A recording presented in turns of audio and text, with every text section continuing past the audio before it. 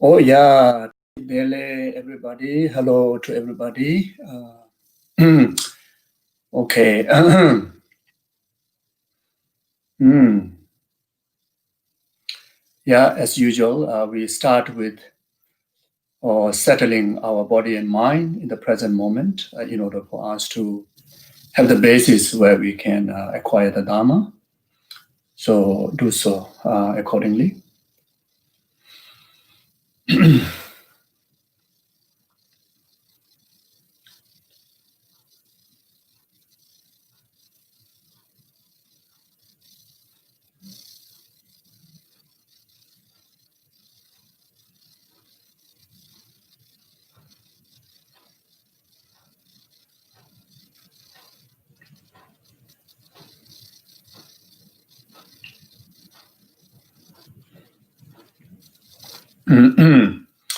Yeah, then take a few moments to reflect on the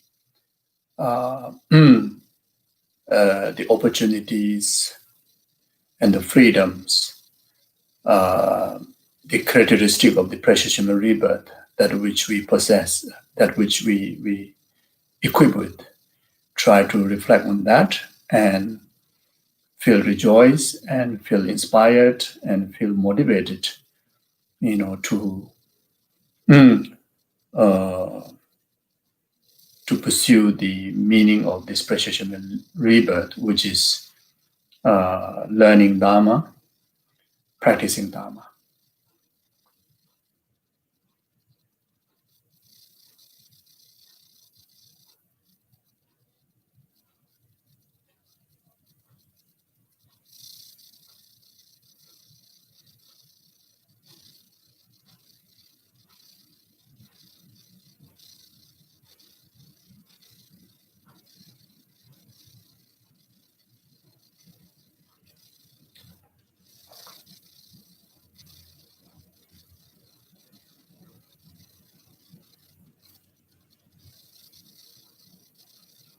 Then take a few moments to reflect on the general limitations of samsara and in particularly the limitations of the uh, lower realms, and in this very moment, in particularly the limitations of oneself uh, being in the bondage of these samsaric aggregates, samsaric existent. Or giving those reasons, similar to rest of the sentient beings conditioned in samsara, then express genuine sense of renunciation in our mind towards samsara, its causes, and genuinely aspire to actualize liberation. And also generate sincere compassion to rest of the numberless sentient beings' well-being.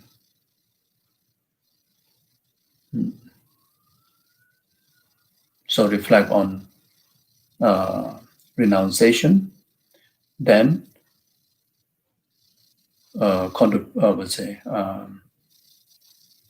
generate sincere great compassion to all sentient beings.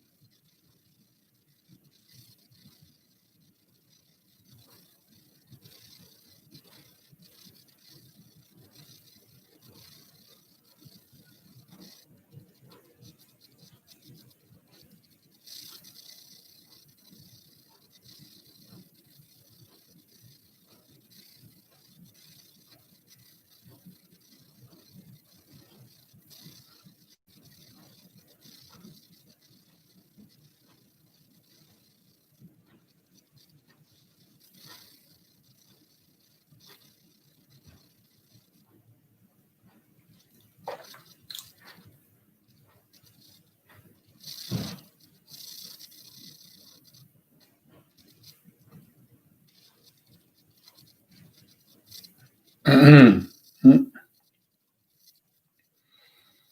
mm.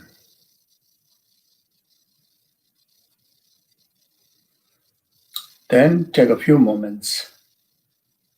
Uh, feel fortunate and feel gratitude to our immediate gurus like Gyabje Lama Sophon like His Honesty Dalai Lama, and all the other your spiritual gurus. You know, have the fortunate meritorious karma to meet them in this life and get guided by them, and they made the commitment to guide us in the present moment, guide us through the transition from life to death through the bardo, and as well as guide us through rest of our future lifetimes until we achieve the state of the guruhood.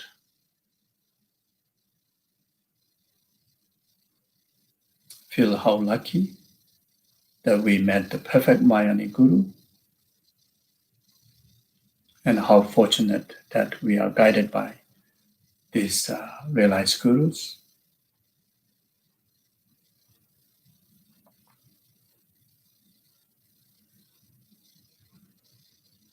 Then make the firm commitment from depth of your heart that I'm going to rely perfectly both in intention and as well as in action. From this very moment all the way until myself become perfect condition to benefit numberless sentient beings like the gurus.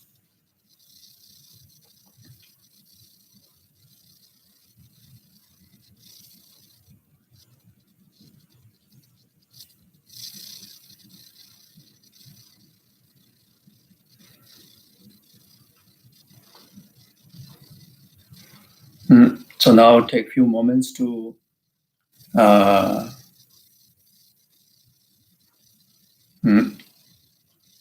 re-establish or strengthen the refuge in Buddha Dhamma Sangha.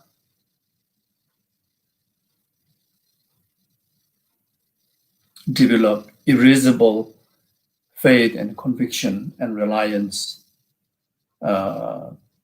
with the reasoning, with valid cause, the reasoning of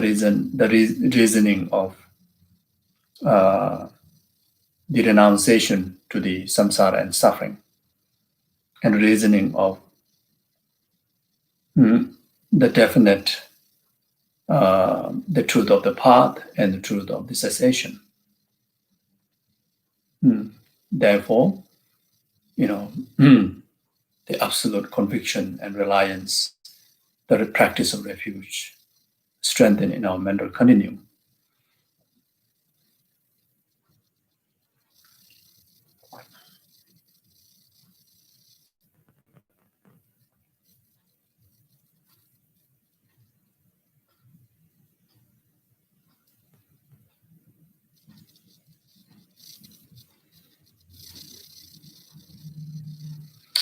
Then take a few moments to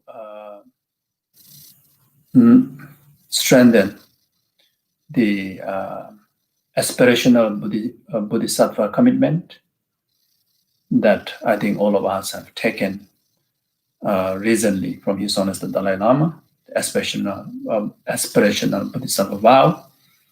And many of us, we have been taking this precept from a long time, in fact. Not only that, the engaging bodhisattva precepts. So in short, strengthen the commitment that every single action that I perform through my body, speech, and mind, I will make sure that will be introduced or infused by the concern of numberless sentient beings' well-being up to full enlightenment, the bodhicitta heart, the bodhicitta motivation.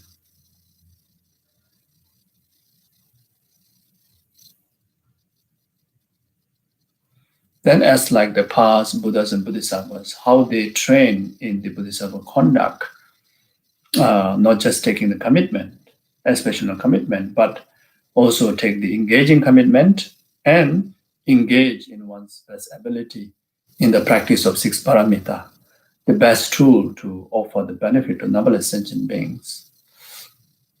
I too, commit my life for that.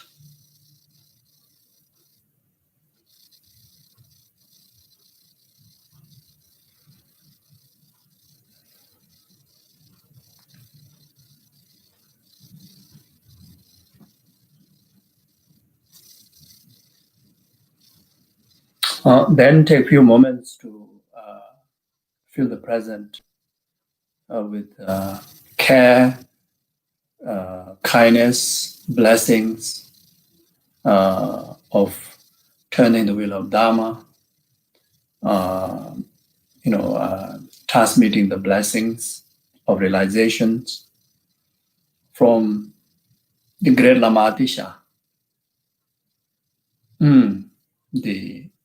the founder of the Kadamba lineage, and all the root gurus of Lama Atisha, such as Maitri Yogic,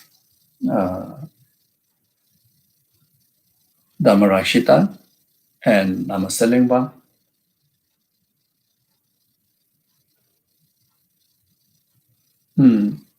And Lama Atisha, who possess this two lineage of the profound, both lineage of the profound teaching and extensive teaching, all the way up to the lineage masters like the 17 Pandits, all the way up to Buddha Manjushri and Buddha Maitreya.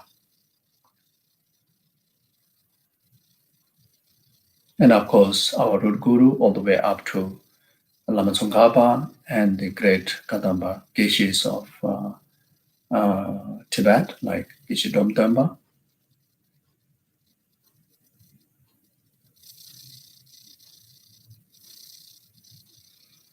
And all the refuge object, as well as this, the merit field that we just feel the present, is surrounded by all the past, present, future Buddhas and Bodhisattvas.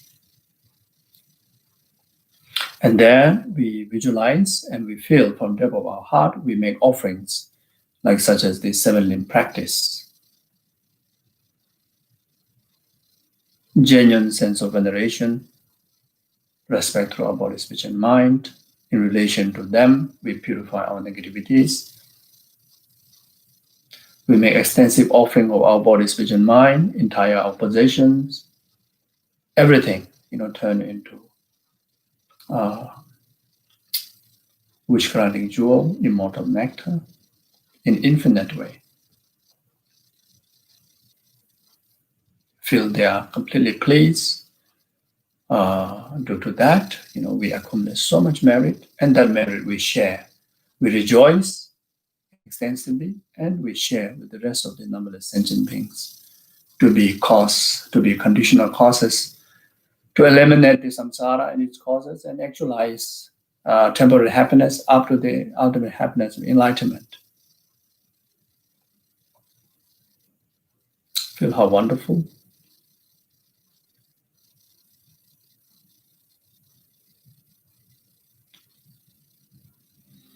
Okay, so thank you. Oh yeah.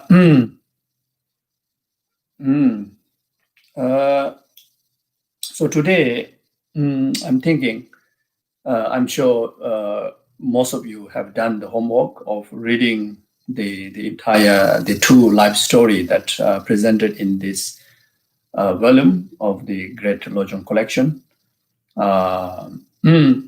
And there may be some people there who didn't get opportunity to read. Whatever it is, I'm not going to go through the entire the story, because I assume that most of us roughly, read through it. And those of you who have not read it, it's good to read because it can be very inspiring. It is very inspiring and very beneficial. But today here, I thought to pinpoint, the some of the certain area throughout the story for the purpose of for us to take as a guidance to practice. Of course, the entire the biography or the life story of Lama Adisha is a teaching, is a path for us to follow.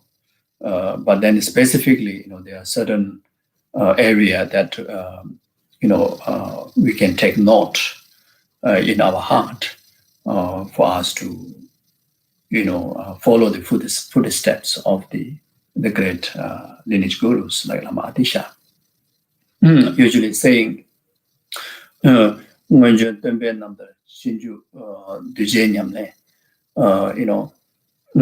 they reflect, looking at the past biography or the histories of the teachers, then the follower, the disciple, take that as into a practice, So for that purpose, I thought that to point out few points. As I mentioned before, I'm not going to go through the detail.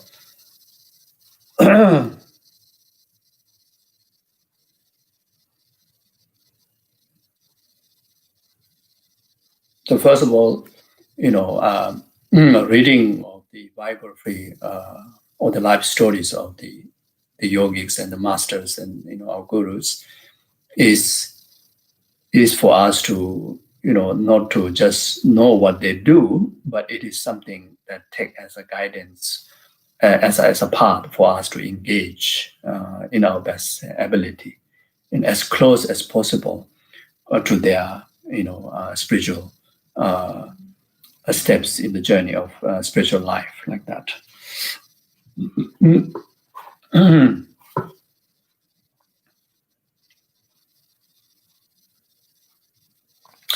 So when the prince, if you are using the great collection, the texts, this one, then is on page 30. 1, 2, 3, 4, 5th verse or something like that. So when the prince reached the age of 3, he became vessel in the arithmetic, letters, and Sanskrit. When he reached the age of 6, he could differentiate Buddhist and non-Buddhist tenets. Okay, so the point here is for us to know that to learn Buddhist, the importance of learning Buddhist tenets, especially to the beginner who have not taken refuge in Buddha yet. It is a crucial. It is extremely important in order for us to gain a conviction and faith in Buddha, Dharma, Sangha through reasoning. Through valid reasoning. Not just emotional kind of decision, or not just based on someone's authority, someone's influence. Like Hison Dalama always emphasize the important needs of the irresistible faith and conviction, that which you gain through thorough investigation to the practice or to the object of veneration or like object of refuge, before you submit yourself, like including to the guru. You see, so those of anybody that who have interest in Buddhism, then before taking refuge, it is very, very important and very beneficial for us to study, the Buddhist tenets. So in short, what really mean to differentiate what you are pursuing if you learn Buddhist teaching or follow Buddha's path is very much based on the 4 seals of the Dharma. The understanding the all functioning phenomena lies in the nature of impermanent. All the compounded phenomena lies in the nature of impermanent. All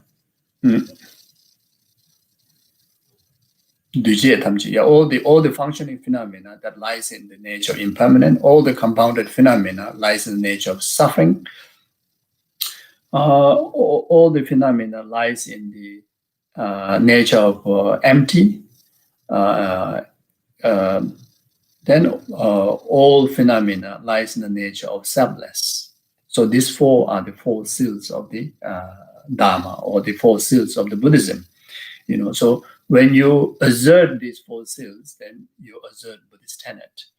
When you understand, minimum this is you understood what is, basis of Buddhist tenets is, and what you're going to expect, in Buddhist teaching, following Buddha's path, based on these seals. You see, so in order for us to learn this and understand it, assert this, not necessary for us to take the vow in the refuge in the Buddha, but this tenet, this understanding in this seals help us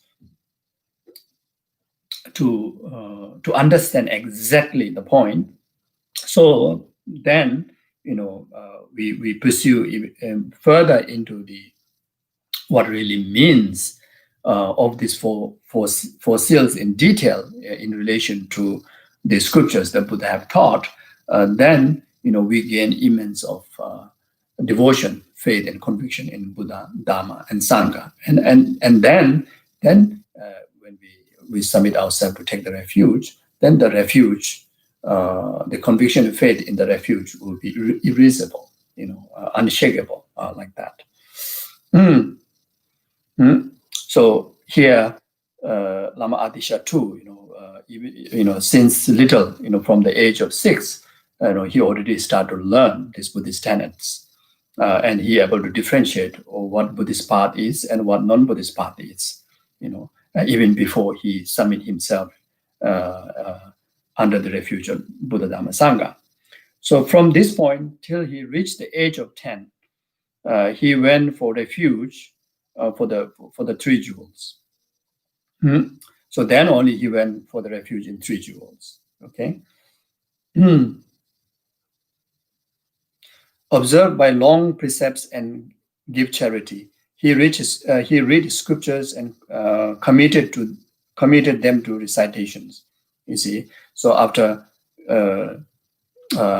taking refuge, then he already have the basis where he can commit himself in the practice, like taking precepts, then engaging in the practice of paramita like charity, then also understood the meaning, the benefit of reading the Buddha's teaching, the scriptures, memorization, the recitations, etc. So these are like follow up of the result of that you have understood the fourth seal and taking refuge in Buddha, Dhamma, Sangha. He made supplication and sought the sublime Dharma, served his parents and honored them. All his songs and dances were rooted in Dharma. Upon seeing spiritual practitioner, he would receive them from afar. He looked after his subject and nurtured them with compassion. He protected those who were bereaved of refuge. Thus he engaged in the countless deeds of sublime beings.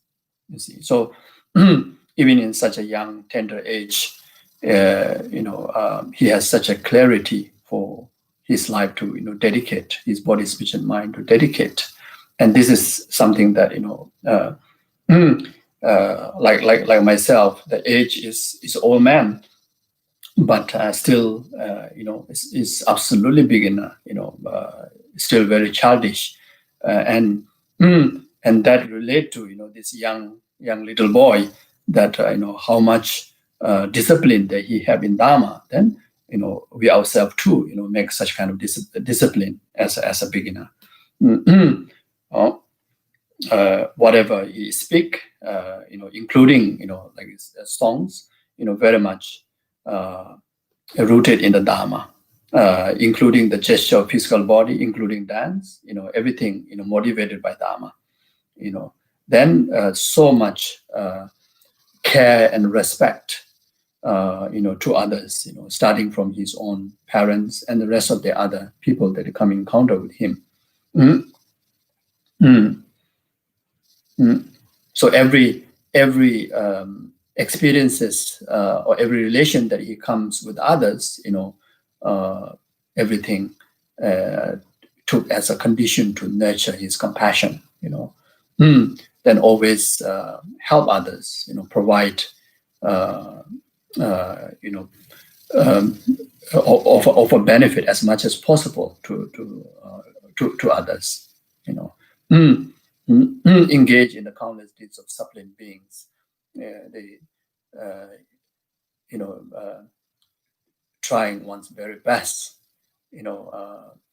every actions of our body, speech, and mind, try to be the deeds of the Bodhisattva, at least in the intention, at least infused by intention of altruism. So like that.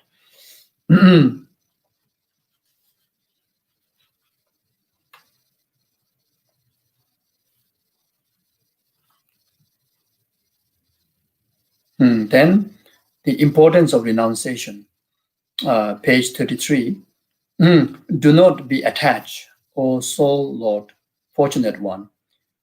If like elephant enamored with muddy water, you should become entrapped in the mirrors of desire, will this not will the one enrobed with the ethical discipline?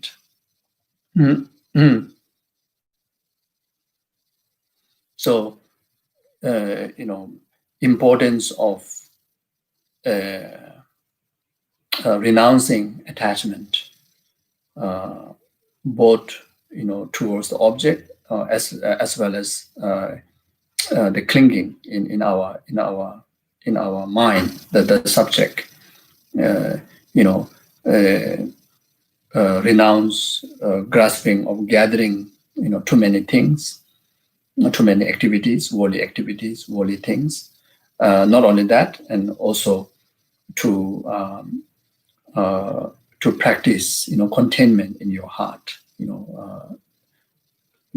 being detached. If we don't renounce the attachment, then we will be ever like the elephant, stuck in the muddy water. One will become enwrapped in the dirt of the desire, always. And as long as there's a desire, then we cannot preserve the pure ethical disciplines or pure ethics in our body and the mind. So without the pure ethic in the body and mind, then we cannot develop in higher qualities like concentrations and wisdoms. We cannot progress in the path. So therefore, talks about the importance of renouncing the attachment, which is one of the very initial effort that we Dhamma practitioners has to put. You see, like that. Then for us to, always encourage, to renounce the worldly life and to pursue the spiritual renounced life. As a beginner, we need a lot of reminders. We need a lot of inspirations. So for that, then, talks about the importance of reflecting on the past teachers, biographies and stories. Like in Lama Atisha's case, then he reflects on the, Gautama Buddha Siddhartha's life stories. On the page 34. In the past, the Prince Siddhartha fell revolution towards the kingdom and wealth of King Shuddhodana. As if it were a mare of filth. Forsaking 60,000 queens, he sought liberation. Even Gautama Buddha, Siddhartha, done like that. So therefore, I must follow the footsteps of the Buddhas. Mm, mm, mm, yeah. So, like in like our life, comparing to Lama Adisha, who was also a prince of very rich king, abundance of material comforts. Similar goes to Guru Shakyamuni Buddha. So comparing their life, I think like for us, it's far more easier to renounce in relation to the material comfort that we have. Compared to them, I think we have less. Mm. The thing that we need to put extra effort is to reasonalize, to reduce the grasping. Even though we don't have that abundance of the material, the samsaric worldly comfort, but then the desire can be greater than anyone else. So there we need to train our mind and fix it. So which is which is by reflecting on the faults of these worldly material possessions and like eight worldly gains. You see the four gains from the eight worldly concern. Why if the worldly gains and material comfort have an essence, then why such a smart, such a clever men like Siddhartha and Lama Adisha, who already have all those benefits, and why they renounce? There should be a huge reason for that. The reason is there's no essence. There's no essence in the four worldly gains. There's no essence in any of the samsaric material gains. There's no essence at all. Whether to do with the subject, the concern, and whether to do with the object. How much you gather, it develop more dissatisfaction. You develop more desire. You develop more grasping. And the grasping and the desire and dissatisfactions are the suffering. Is the fruitful, source of suffering. You see, and innately, what we want, we want freedom from suffering, and we want happiness. So, so if that is since that being the our true wanting, then it is absolutely wise to follow the footstep of Lama Atisha, like how Lama Atisha followed the footstep of the Guru Shakyamuni Buddha.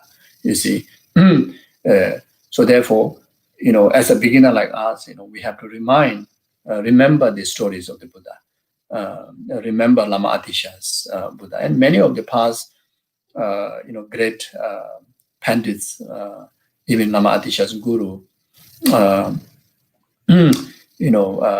They are prince. They didn't pursue Dharma. They didn't pursue solitude. They didn't pursue spiritual life because of they have, because of they have less in the worldly life. Because of not because of they are poor. That's why they become ordained sangha. Not because of they pursue the Dharma, because of they don't have a home to stay. They didn't enter into the monastery, not because of they have no homes, or they have no family, or because of they don't have any survival essential needs. They have abundance, but they renounce. They enter into monastery. They went to solitude in the forest, in the caves, in the retreats, in the practices. And the reason is because there's no essence at all. How much we think there is an essence in the worldly pursuit, but in actual fact, there's no essence. And thinking there's essence is a hallucinational, mistaken view. Even in the conventional reality, is the mistaken view. Ultimately, of course, even in a conventional reality, and then it's already proven to us up to up to, many of us, I think above 30, 40, many of us went through so many different exciting phases of worldly life, isn't it? Education. Many of you may already took the highest education in academic field. Then fall in love. Have children. Have many friends. Plenty of money.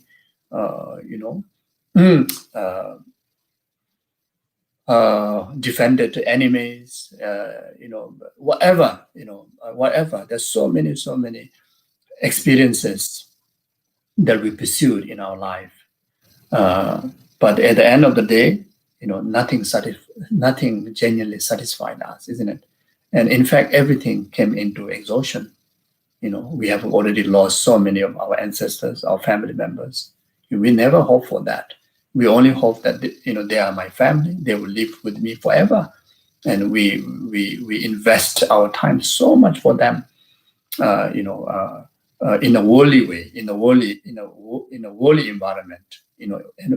And more than that, worldly engage. In worldly, we engage with our family members with a very intense, permanent grasping, very sticky, attachment, desirous attachment, etc. Then now we commit so much negative karma just to defend from harm givers, just to gather, just basic essential needs. How much karma that we committed. And at the end of the day, some of our family already gone, and one day rest of the others will go, including oneself. You see, then even how much we attach to our body, this will be perished. Whatever money that we have, everything will be finished. Whatever status, everything, and especially in today's world, so obvious. Even you become the president of a huge country, it's just matter of time. It just come to exhaustion of that, etc., etc. So there's no essence at all, and we have to give all the different reasons. We have to meditate on all the different reasons to genuinely renounce, our worldly way of living and inspire to the spiritual practice. We cannot just say that it has to depend on our past imprints and past merit. No, the effort. If we don't have such kind of merit like Lama Atisha, then we have to pursue now, gathering those merits in order for us to follow the footsteps of Lama Atisha. Like that, even Lama Atisha, who has immense of merit from the past lifetime, but within that lifetime, when you go through the life story, how much immense of challenges that he had to go through, and one of the greatest challenge that if you read through the story, one of the greatest challenge is the detachment from one's loved one. You see, detachment from one's loved one, and in that particular case, even you detach, but there's obstacle of attachment from the loved one towards you, and get unchained from that itself is a huge challenges.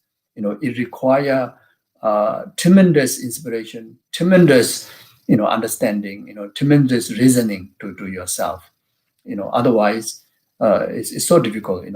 When you read throughout the story, Lama Atisha has to go back, until he was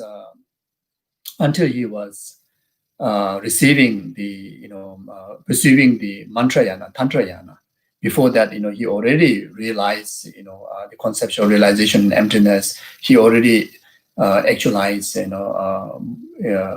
Bodhisattva instruction, and he already achieved even part of preparation. But then it's still, the obstacle in relation to the basis of attachment that one already established before, like a family members. You see, even at the time that when he go to pursue the initiation, and his guru, before he was granted the initiation, the initiation master asked him to go back to the family and make sure renounce it completely from the both side. You see, so tremendous effort. You see, so like for us, in one way, I think we our position is even better than Lama Atisha's case. I think our family members are, I think, how to say, I think most likely, either they will support or at least they won't bother you much, if you really decided to pursue, intense, Dharma practices, you see. And more of in the Western world, very much the culture is trained in independency, you see. Most of in our positions are, very independent, and wherever you like to go, whatever you want to do, whatever is interest you want to pursue, hardly there's objection from family, isn't it? So in that case, our position compared to Lama Atisha is in fact much more better. If that's the case, then in fact we should be practicing, if not more, but exactly, or similar to what Lama Atisha is pursuing. So this is we have to understand. This is that we have to understand by looking at this story. You see, but there's a danger because we have so much distraction. All our free time, instead of going into pursuit of the Dharma, learning, contemplation, and meditation, and more than that, renouncing the worldly life and pursuing, celibacy life. And not necessarily becoming monk, if possible, become monk or nun and be a good nun and monk. But otherwise, like Geshe Domtamba, just remain in celibacy. At least at home, remain as a celibacy. You can still have your rest of the family member that you have engaged in the past, but now your attitude changed to a celibacy life. Like Domtamba, still wearing the same lay cloth, still keeping whatever hairstyle that you have. Outwardly that nothing is changing, but then you are celibacy from your heart. You renounce the worldly way of living. Your effort from now onward is totally dedicating in only reading Dharma books, studying Dharma, contemplating Dharma, and meditation on Dharma. And like what Lama Atisha did since young age, in your very best, benefit other sentient beings, through practice of the paramitas, and gather more and more precept in your continuum and uphold that, both in learning and both in practice, you see. So we have this ability, we have this opportunity, you see. So these are the things that we need to get inspired when you read biography of the masters. Otherwise, like reading another novel like that, Yeah. So, yeah.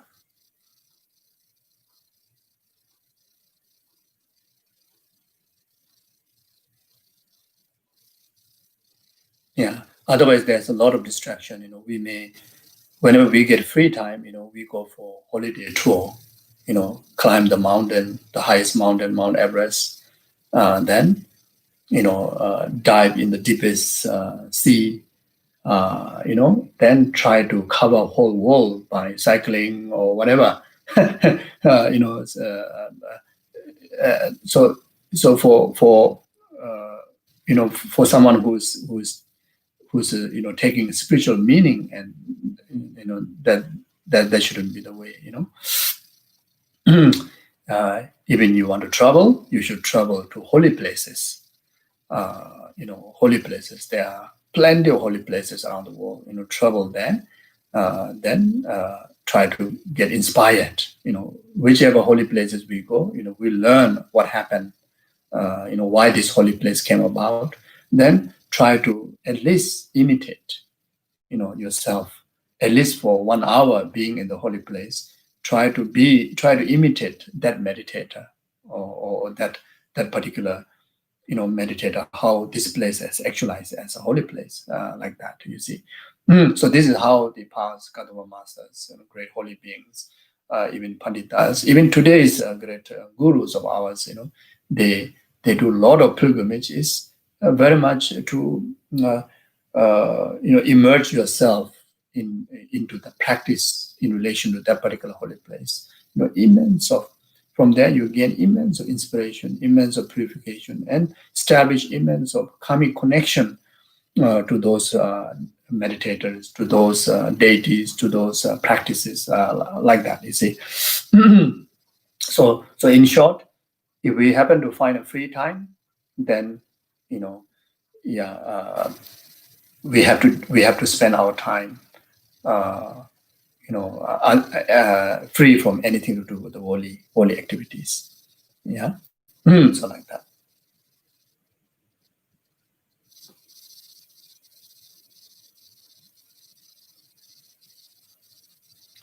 Acclaim and reverse as able one, he was held by the entire world, including the gods and the Dhamma kings, endowed with the major and minor noble marks, attained awakening through the 12 great deeds.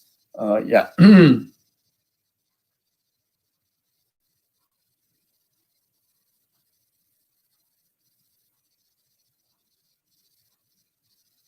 If I do not renounce my kingdom, attached will fulfill it in the mere of desire.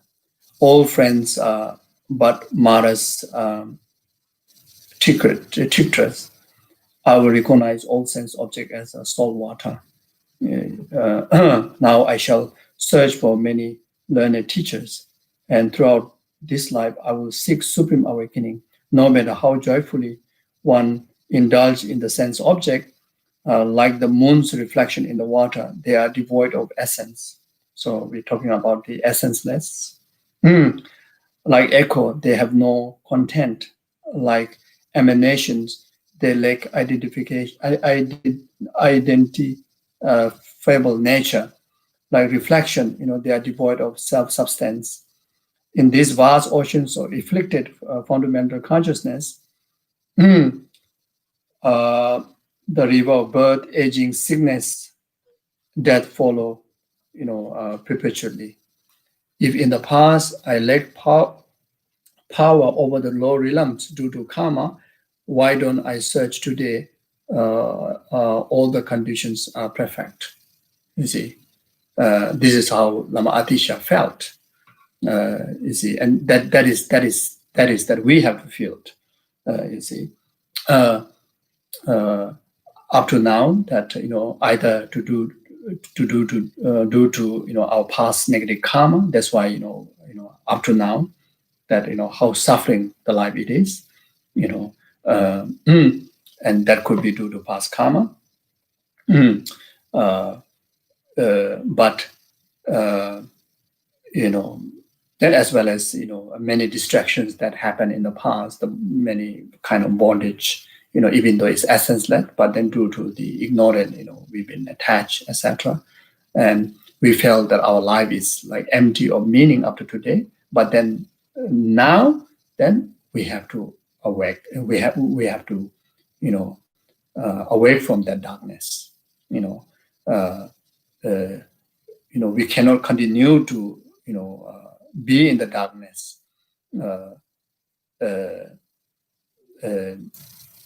We need to awake by reasoning that now I met the Dharma, so therefore I need to take the perfect meaning of the life when I have this perfect precious human conditions, to practice the Dharma. So like that. So in order to do that, then reflect deeply upon the silent existence in general. So in order for us to gain firm renunciations towards the distractions, then distraction of samsara and senses, then reflect deeply upon the self existence in general. I will seek a teacher and strive in the sublime Dharma. Then one should, look for a teacher that will inspire us.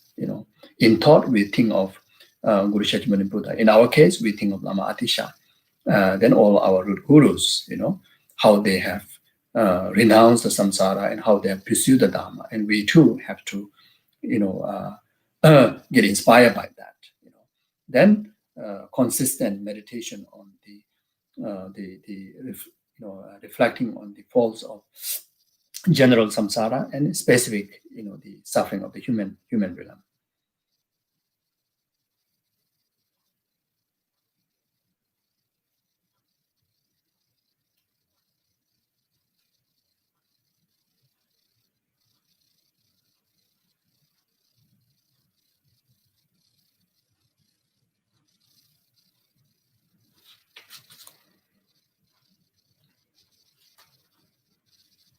Then page 36, fearing that like cattle, dogs, and pigs, I may be reborn as a worm living in a mere of filth. I strive in the ascetic life and the practice pure conduct. So, in order for us to stay focused in virtue in the Dhamma practice, then one of another important meditation is, reflecting on the karmic cause and effect, like what Lama Atisha expressed. Fearing that like cattle, if I don't practice virtue, if I don't renounce the samsara, then I will continue to commit karma. Then in that way, I may born like animal, like cattle. I may born like dogs or pigs, and looking at them is how miserable it is. More than that, in that kind of life, we will not have any opportunity to practice Dharma. You see, I may be reborn as a worm living in the meres of filth. Such kind of karma. So therefore, I must pursue ascetic life and practice pure conduct. You see, so yeah. So I think we ascetic life again, can be interpreted in two. One is even with the ascetic in the physical level, and in today's world, for many of us, we may not have that kind of for some don't have that kind of freedom. Now if you live in certain place, even you live in Nepal, India, Tibet, where it's very convenient to live as ascetic life. But as a Westerner, to go there, you need visa. So not so. But ascetic again here in ascetic life in your heart, is renounced life, detached life. That is the ascetic life. So that way, then you're able to practice pure morality, pure conduct of the Dhamma. You see.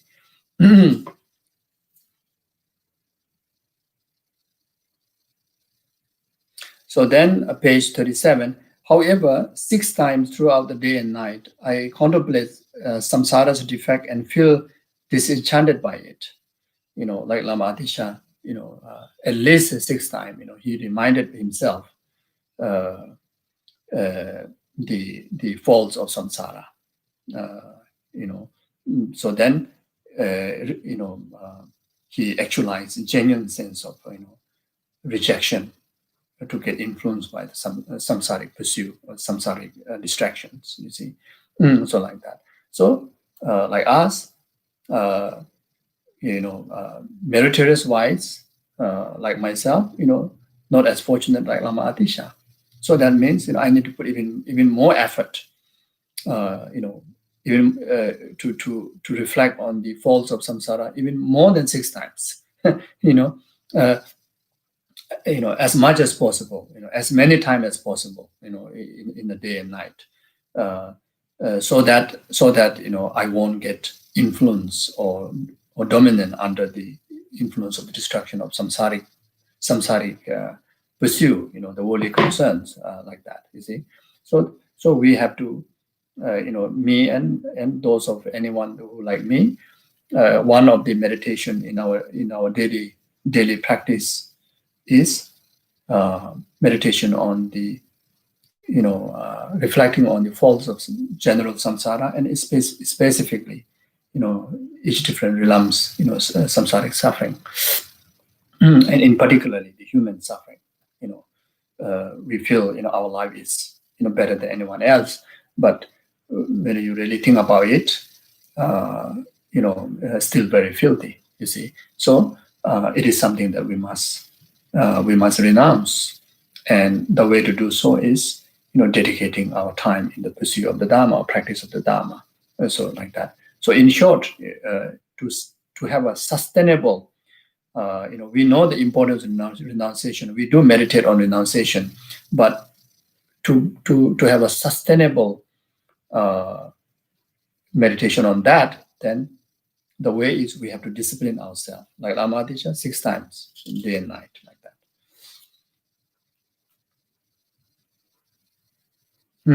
Then page 38. Again, the excellent prince made further supplication. Teacher, I am a prisoner under house arrest, as if tied with a thick scarf inside a royal palace, first caught tightly in the marriage of affliction and karma. Because of unable to detach, your heart is like married with affliction and karma. One thing is karma, that's why you are in that situation. And second thing is, because of not seeing the faults of the affliction, then you're always embraced with the affliction, you see. So so due to that, then that you are, like Lama Atisha, he expressed that, he feel like his house arrest, tied with the, silk scarves, in the mansion of the royal palace, like that, you see. So this is specifically to detach, our families. So detach our family doesn't mean that, throw them away from your heart. Here, at least that what we can do is detach dealing with our family member in worldly way, attachment grasping way. You can live with the family, you can, deal with the family with great compassion, unconditional love. In the eyes of wisdom, in the eyes of wisdom, you approach the rest of the families in any action, approach them with the eyes of wisdom, you see. So Lama Atisha himself, voicing this very kind of desperate, calling the teacher, to please help me to, unchain the bondage from the family, like that. So Lama Atisha expressed that I fear being deceived by everyone under the guise of love, and this is what happened. You say, "Oh, I'm your loved one. I love you." If the children will express in a different way. The parent will express in a different way. The partner will express in a different way. As if the loved one is something that which is like your protection. Then you melt your heart. Then you just kind of spend or roam your time, in the circle of the worldly activities of the family, activities of the loved one. So that is the danger, you see. And we tend to, reduce our time in the cultivation of commitments, cultivation of precepts, cultivations of how to say, learning, meditation, etc. Because of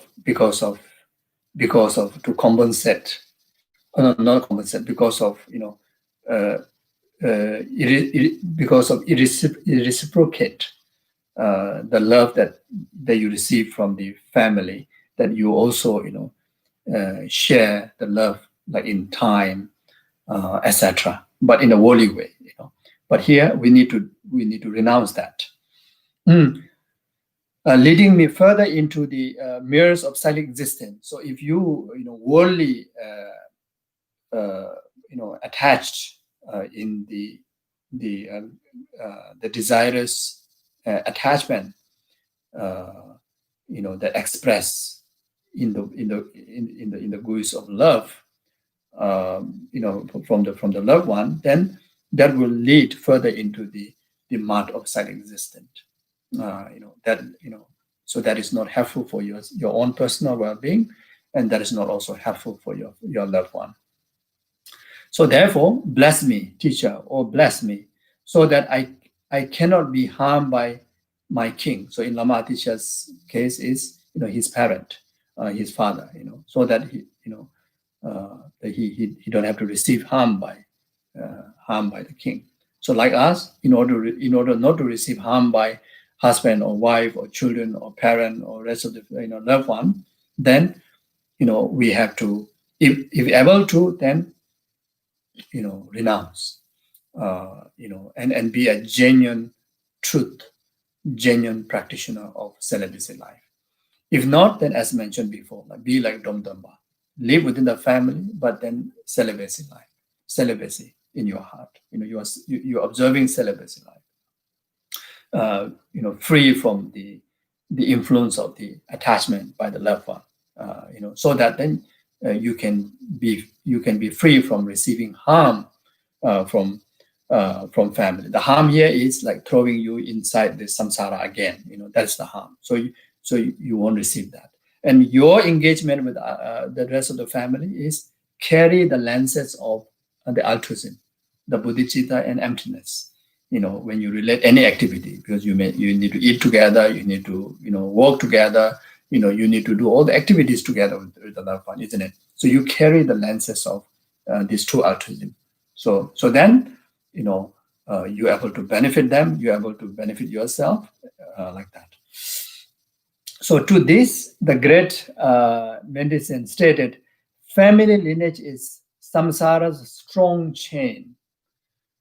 Family lineage is samsara's strong chain. You see. I remember last time when the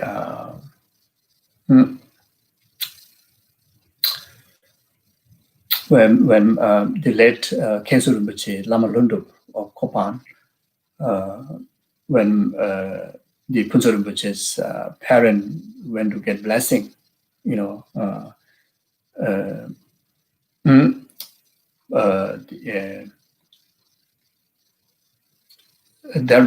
was before Phuntsho Rinpoche was born. Say that you should cut the worldly family chain. Ask the father to be monk in the Kopan and ask the mother to be nun at the nunnery. So I think that time, the parent already have 2 children. So so he said, cut the chain of the family lineage. He said, you offer whatever field that you have, a cow that you have to the monasteries, in the Himalaya, the monasteries, make charity. Whatever possession in your house you have, if things are useful for the monastery, offer to them. The rest, you just make charity to the other villages, and 2 of you just come into the monastery, and study and practice, the rest, no need to worry, and cut the chain of the samsara worldly life family, it says like that. But then later when late Master Geshe Namakunjo passed away, so that time, Khenso Rinpoche is the one that who hear the last word, of course, who was there with the Lama Kuncho for most of the time, because both of them were in Kopan throughout that 1 year period. And especially the latter part of the time, the last stage of the time, that Geshe Lama Kunjo already prophesied, where his reincarnation is coming from. So Lama Lundup was the person who heard. So even though he kept that secretly until we found the reincarnation. The way we went to search for the reincarnation, we go and search without influencing all these matters. There's a committee who go to search the reincarnation. The team, everybody, not influenced by the information by each other. Rather, try to find 100% fact from everyone to the one point, like that. So then after that, when Phuntsho Rinpoche was found, then after that, the parent went to see Lama Lundu. Then Lama Lundu says, "Okay, now you continue to produce. You don't have to come to the monastery. You continue to produce Bodhisattva childrens." So like that. So then. After that, how many? 3, 4, 5, 6. Oh, so the family produced 7 children, and the last 7 is the reincarnation of Lama Lundu himself, came into the same parents. You see, so yeah, so.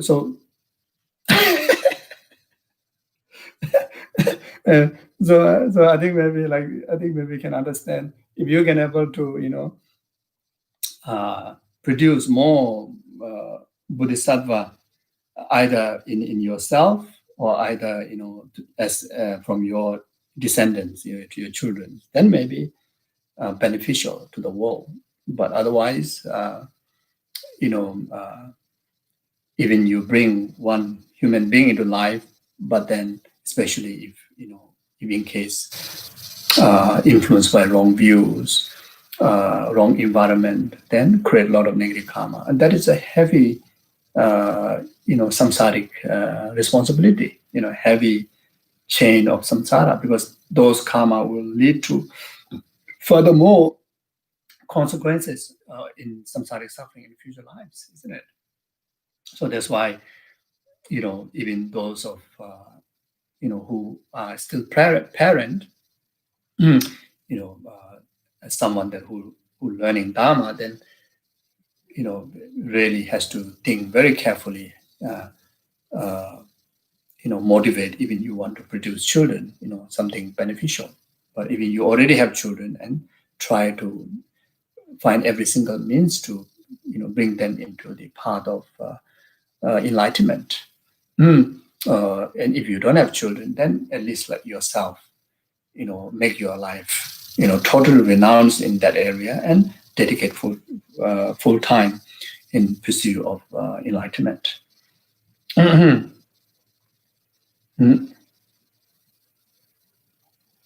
If we do the worldly way, then family lineage is samsara's a strong chain.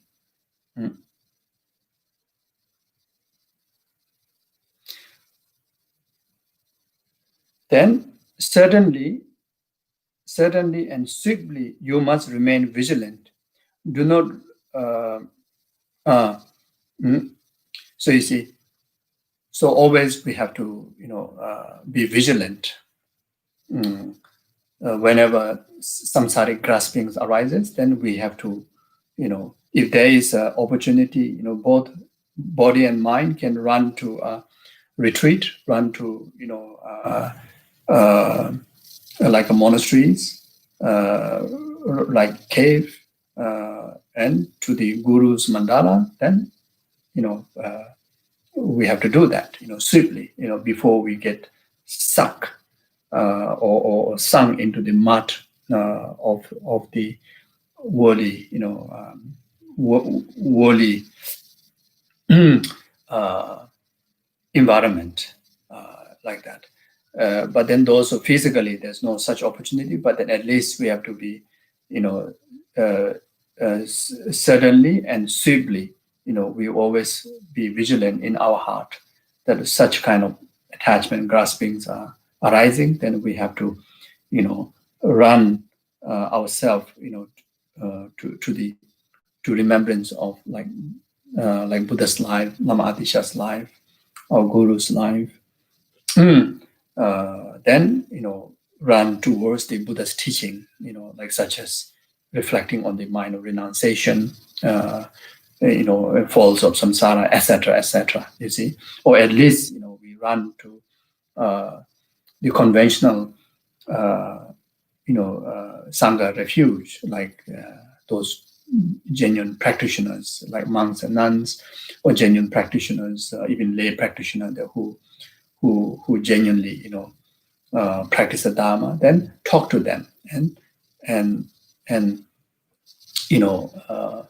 get reminded of for us to stay steadfast, not to get influenced by the samsaric concern.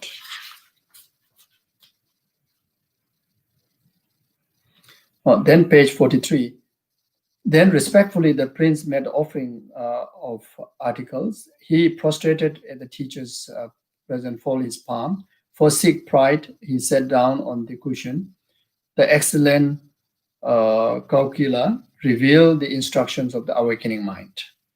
The key the key instruction held to the Supreme was this: O Prince, even if you enjoy all the prosperity in this life, if you fail to plant the seed of the life's ultimate welfare, obtaining human life of the leisure and opportunity has a little meaning. To lose this jewel would be the immense loss for the future.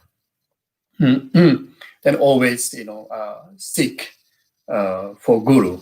Always seek for guru, and the purpose of seeking for guru is to receive teaching. So always, look for guru.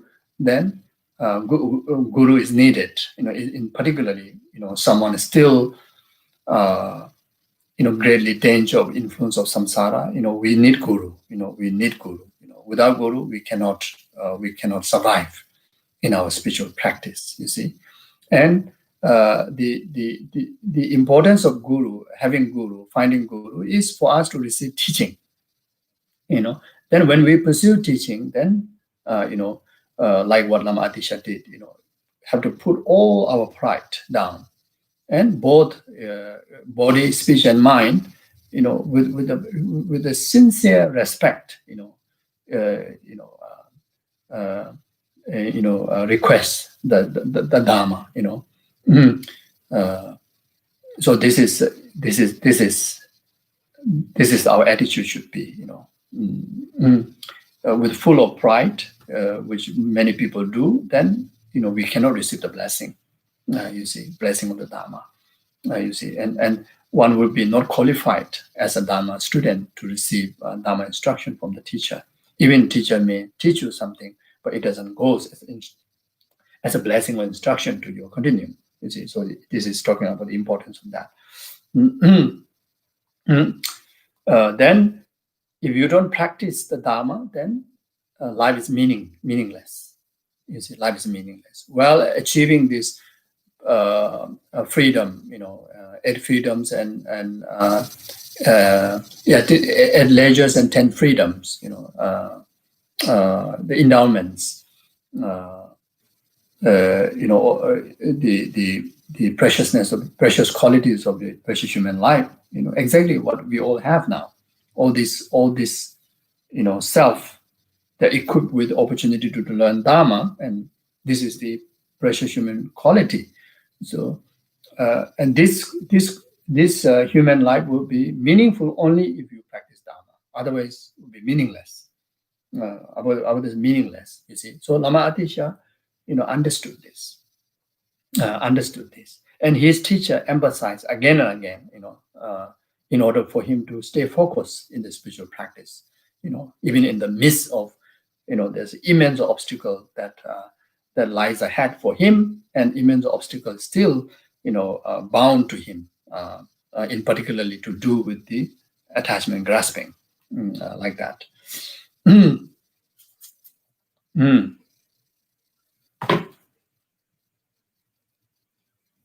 O Prince, the conqueror Nagarjuna Garbha stated the following: the nature of all dream-like, illusional-like, is devoid of elaboration.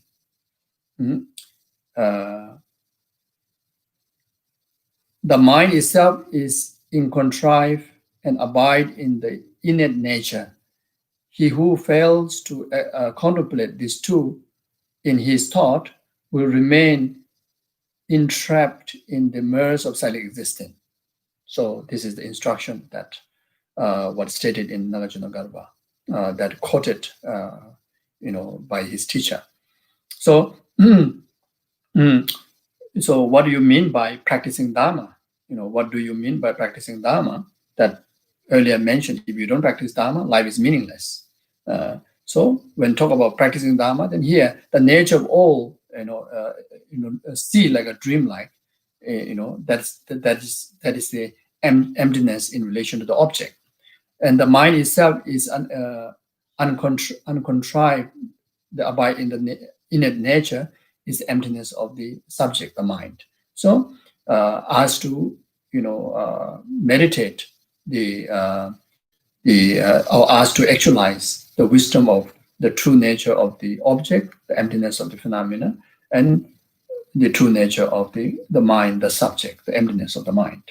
You see, so in another way, that one must train one's perception to see whatever object that comes in your perception, then see them like a dream-like, illusional-like, and devoid of any innate characteristic from his own side. Similar, even the perceiver, the mind, the consciousness, should understood and should realize or should understood abide in the innate nature, the contrived and abide in the innate nature itself. The mind itself also the void of empty of innate nature, empty of true existence or inherent existence. So if you learn that, you're learning Dharma. If you meditate that, you're meditating on Dharma. If you adorn with the lenses of the emptiness of wisdom in your perception, in your senses, then you are utilizing the meaning of life. Until we are able to do so, we will be entrapped in the muds of the silent existence. So until then, we won't be able to be free from silent existence. So in another word, if we don't meditate on emptiness, if we don't train our perception in emptiness, wisdom, then we won't be free from silent existence. So practicing Dharma means that. O Prince, abide in the meditative equipoise on the space-like ultimate and illusional-like subsequent period. So you see, the teacher advised that to Lama Adisha that abide in the meditative equipoise. Divide your day-to-day life into two sessions. One is the meditative equipoise session. There, what you do, you actualize dreamlike. Was it space like? Oh, it's not dreamlike. Space like ultimate means empty of voidness of any obstruction, or the voidness of the obstructions of inherent true existing, dualistic existence, etc. Or in other words, you meditate in the meditative equipoise, the empty of inherent existence, totally in the state of voidness, equipoise, voidness, being in the voidness equipoise, voidness concentration.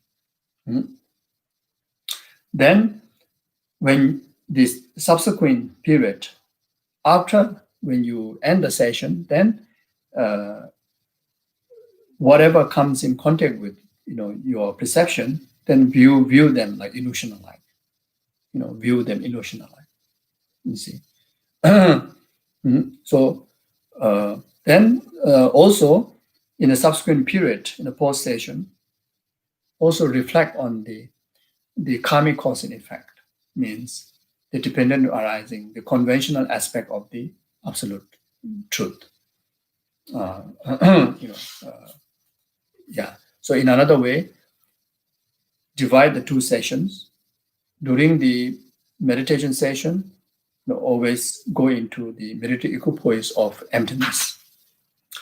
Post meditation session, post meditation session, whenever any object comes in contact with your senses, then view them like an illusion of light. Then also divide a time during the post meditation to reflect on the conventional, the nature of the existent, the interdependent, nature of the existent.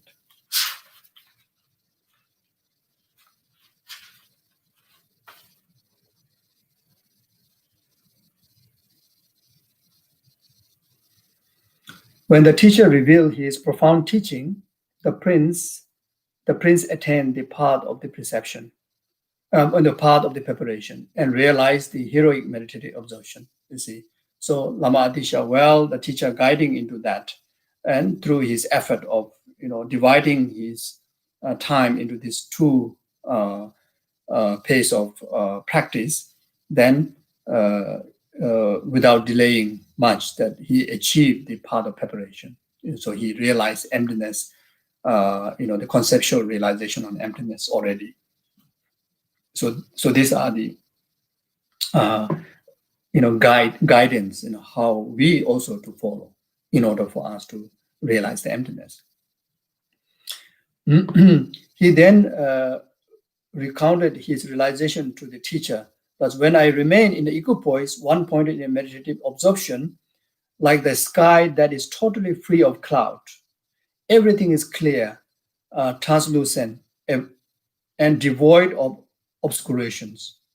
O teacher, is this reality true mode of being? So he asked this question. Then as I rise from this meditative absorption, without clinging to the appearances, thought of sentient beings arise. Though appearances are false, I find respect for the minute fact of the karma. O teacher, are this experience of the mind diluted? You see, so these are the experiences.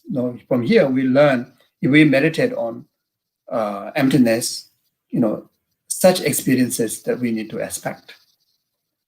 If we meditate on, if you arise from the meditative equipoise, then what Lama Atisha expressed here, such experiences that we expect. If we don't know whether am I truly meditating on the genuine object of meditation, emptiness or not. If I am, then what kind of result I should expect? What kind of effect that I will achieve after the absorption meditation. You see, and during the post meditation, what kind of experiences that you gain? You see, so here, during the post meditation, the effect of meditation absorption in the emptiness is, you gain sense of sense of concern, thoughts for the sentient beings, but the appearances, you see the faults of, you see the faults of true existence. You see the faults of true existence. You see the dependent arising aspect of the emptiness. When you arise from the meditative equipoise. You see, so this particular section, is very helpful for us to learn, to look into our own experience when we meditate on emptiness. In response, the teacher stated, "Well done, Prince. You are indeed a fortunate son. I am an ordained monk free of exaggeration and denigration, though being cleansed in the space like meditative equipoise. Out of compassion, I lead sentient beings in subsequent period.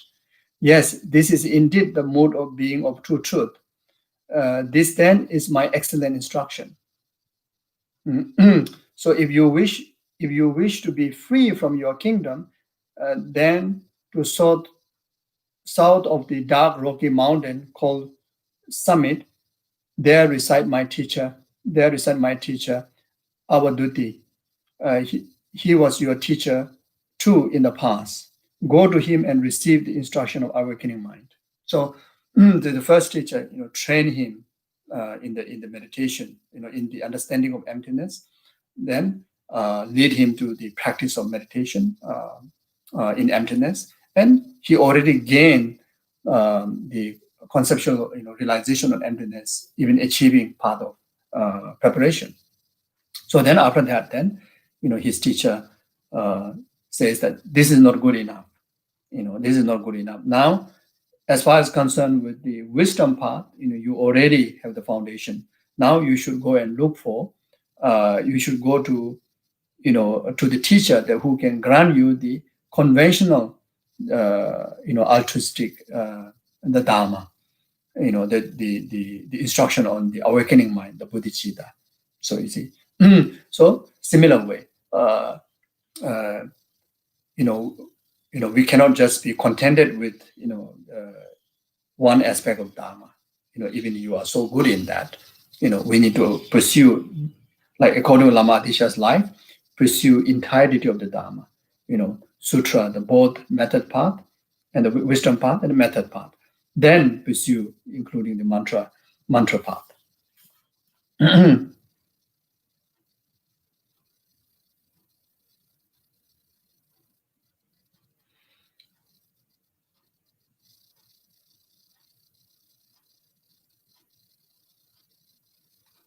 Then page 45, at the last part, suddenly the teacher looked at them and uttered, "Has the bubble of your pride not yet burst?"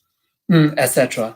is, before granting the transmission of the teaching, then here talking about the importance of, having the student's quality. Maitreya have stated in his teachings, and here from the Lama Atisha's life, the one of the major obstacle to be a qualified student to receive, Dharma blessing is pride, egoistic pride, So that's why his teacher immediately asked when he went to receive the transmission of the awakening mind. Then first thing the teacher, when he saw, he says, "Has the bubble of your pride not yet burst? Have you not been afflicted by the force of darkness, wrong views? Are you not sunk in the mirrors of household, the worldly concern, is in particularly the attachment to your, worldly life, in relation to families? Have you not been seduced by Mara's daughter?" That's a desirous attachment, in particularly like a sexual desires attachment, which one of major obstacle, to progress in the path. Progress in the path, and also, whole pure ethical vows, in particularly, celibacy vows. Have you not been seduced by the Mara's daughter? Have you not wasted the perfect human existence? It's like someone that who still, not genuinely renounce the overall the samsaric distractions, and not genuinely, aspiring for liberation, by not understanding the preciousness of precious human rebirth. Here talking about the importance of understanding the preciousness of precious human rebirth. Where do you hail from, you who resemble the prince? You see, so earlier there's few questions that teacher asked, that we have to ask to ourselves. We have to ask ourselves. You see, even before you read the Dharma book, even attend Dharma teachings, contemplate Dharma, on Dharma, meditate on Dharma, you have to ask this question. If you see all those are free from your conscious, then whatever pursuit of the practice will be very pure, very, very, very solid. Otherwise, in the name of Dharma, but then committing immense of karma because of the worldly concern.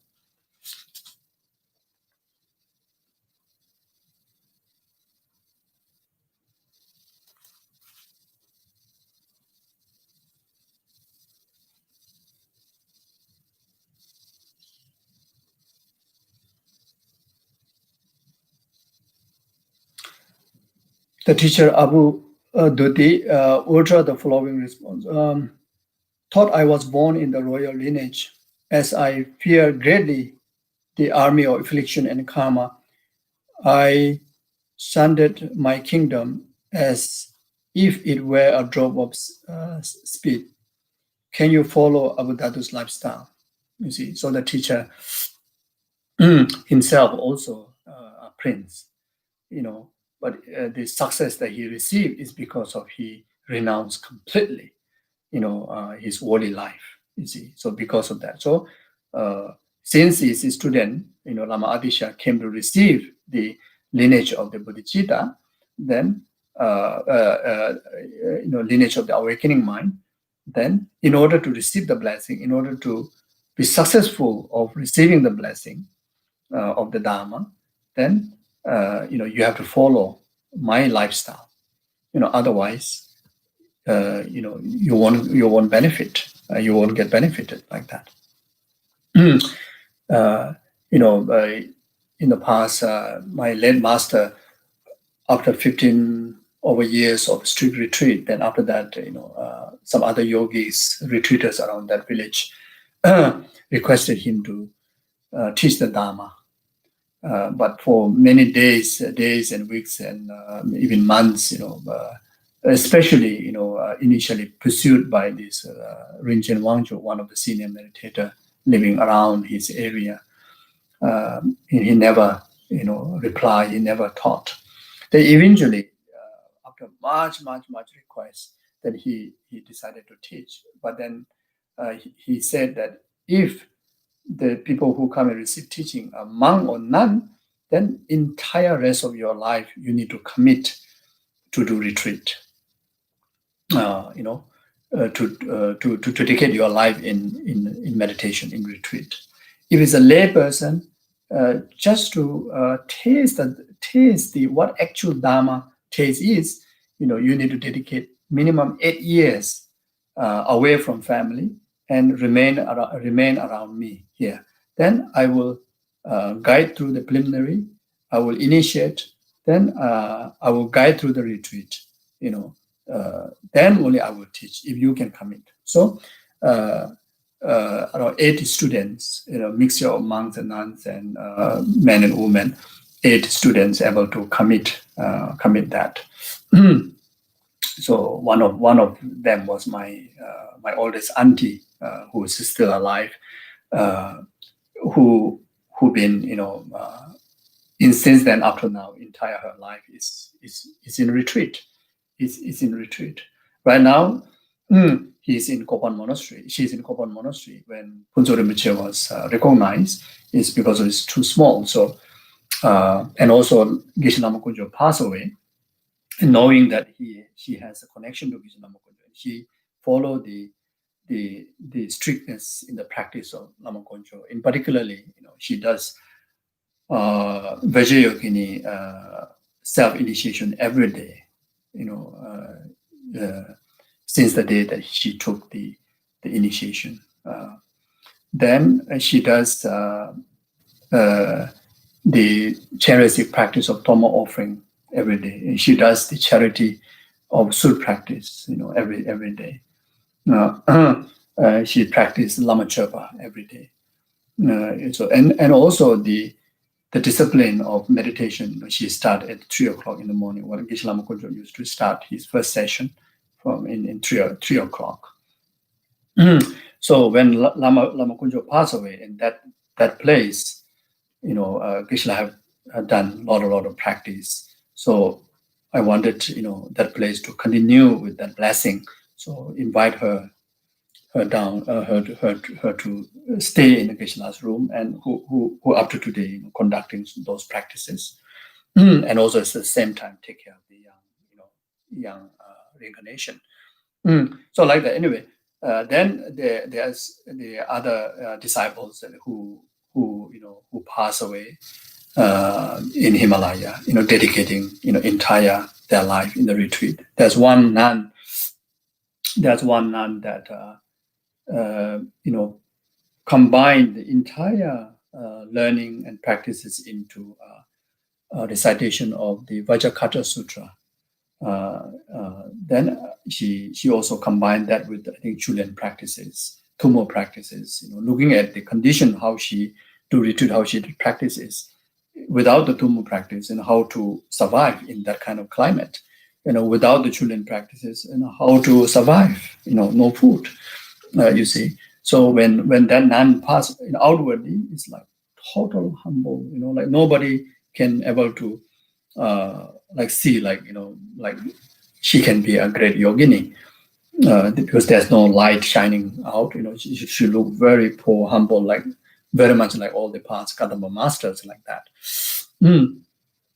But then when she passed away, her body shrink, the sign of achieving rainbow body. Then during the cremation, rainbow lights appear. Then everyone, saw at least, some sign of realization until like that. So then there are other practitioners that, who have many signs, so like that.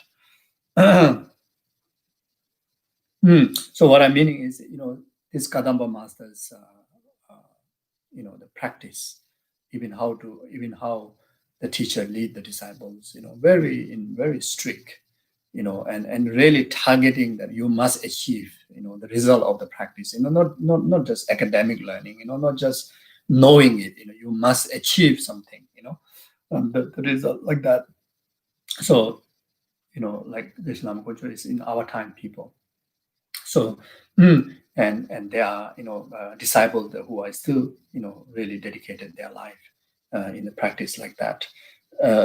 So similarly here, Lama Atisha's, the teacher, our duty, the way how, making sure that Lama Atisha, to receive the result of the practice of the teaching.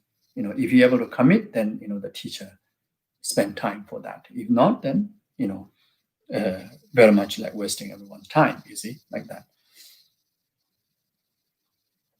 The riches of the loyalty are like a poisonous sea. The instant you drink from it, and the life of the freedom is threatened. The riches of royal are like a barrier of fire. The instant you cross it, suffering is engaged. Go back to your palace today. Observe the defect of the household life, and return soon. When the prince heard the teacher's word, he made offering and paid his respect, and swiftly returned home. So this is,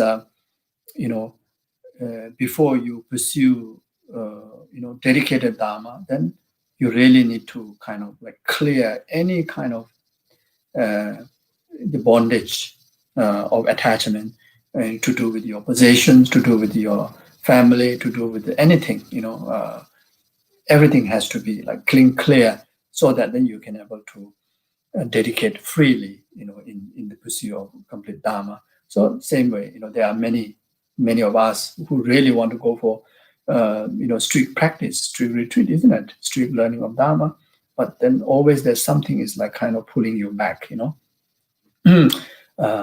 and those are, when you observe carefully, it very much comes among the family, and among the the social kind of obligations, and then attached to many activities.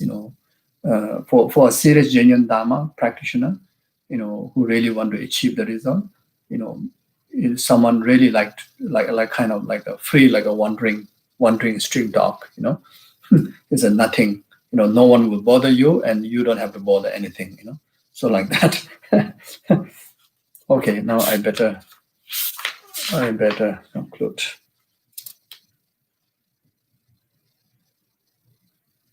So so there's a verse I won't read, page 47.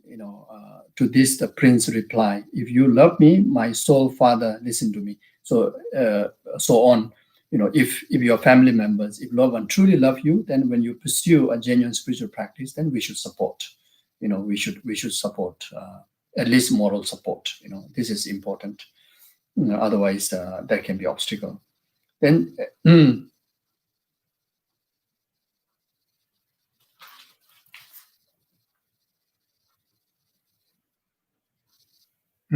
Then page 48, when I view all of these false appearance of the world, I see no distinction, not even the slightest, between the three: sweet, sugar, molasses, honey, the impurities like the leprous brain, dog's meat, poo, and blood, etc. So when you realize emptiness, genuinely, even it is just a conceptual level, then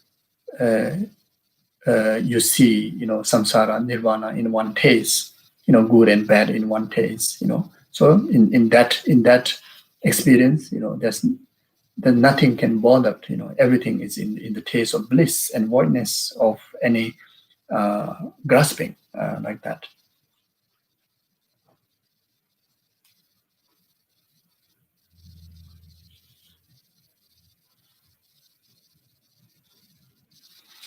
Yeah, then page 49. After such meditation, the teacher said to go to the temple of Dark Mountain, go to the Yogyo Glorious Hevajra. There you go and receive the initiation. So from Lama Atisha's life, just learning emptiness is not good enough. Just learning and practicing bodhicitta emptiness also not good enough. You need to have the tantric transmission. From this Lama Atisha life, we can able to learn that the importance. So we need to basically pursue the complete teaching, complete practice.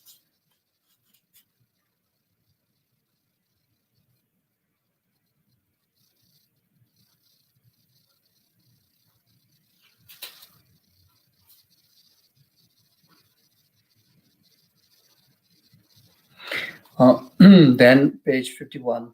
O sublime teacher, most excellent one, pray listen to me. Though I wish to renounce home and seek true liberation, I find myself today in the renowned high family, and there is a danger I may be trapped in Bangala. So even then, he already received the transmission and gained higher realization all the way up to part of preparation in both method and wisdom. Then not only that, he have already received initiation. And guided into practice. Then still, he voiced out there's a danger of unable to continue in the practice, or unable to continue in the stages of the path. You see, so we like ourselves, we need to how much knowledge that we already gain, how long we already practice. We cannot rest, we cannot take it easy, or we cannot take for granted. Because it may degenerate, and not only that, it may not progress. Even if it don't degenerate, but it may not progress in our practice. So still the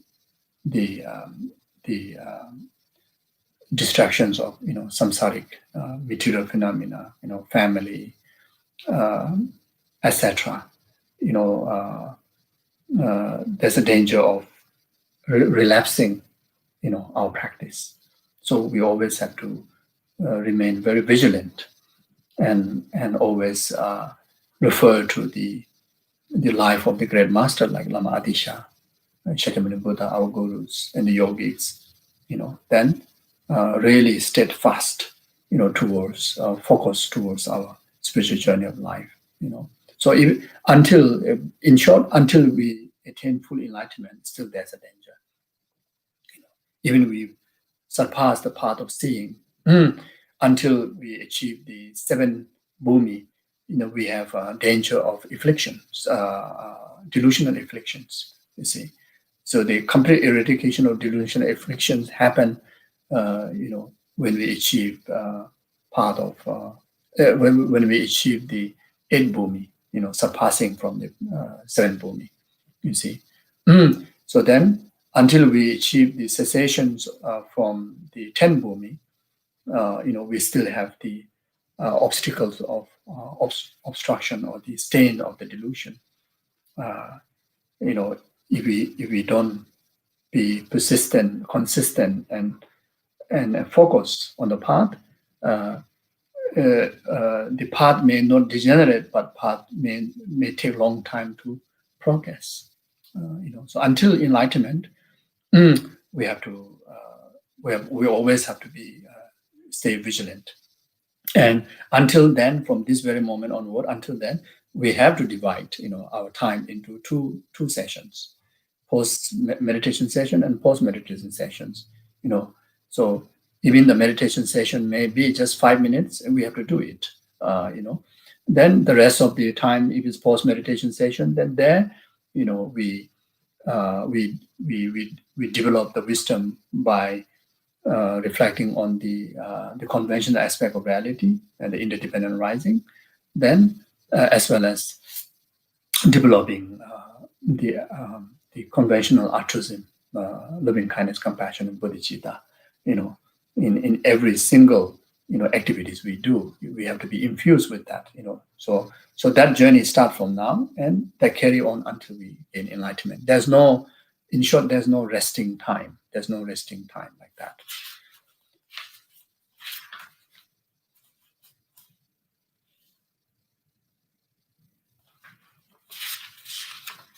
Okay, thank you. So I think I better stop here. I thought that I would finish just pointing out these few points within 1 hour or half an hour, but my lousy reading makes totally difficult for you and for me. So I apologize. So yeah. So anyway, so thank you very much, and please do short dedication so we don't have to go through the long dedication. So in short, we dedicate just like how Guru Shantideva have dedicated in bodhicitta, in emptiness. So we too, this collective merit dedicated for that. We're dedicated in bodhicitta and emptiness.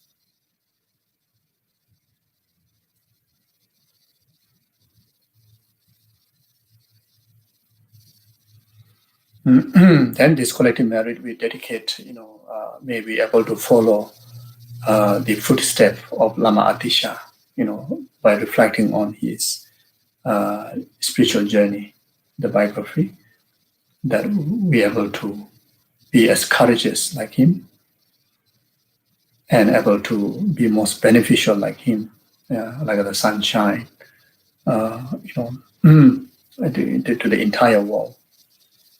The sunshine of the altruistic being, for the benefit of the sentient beings.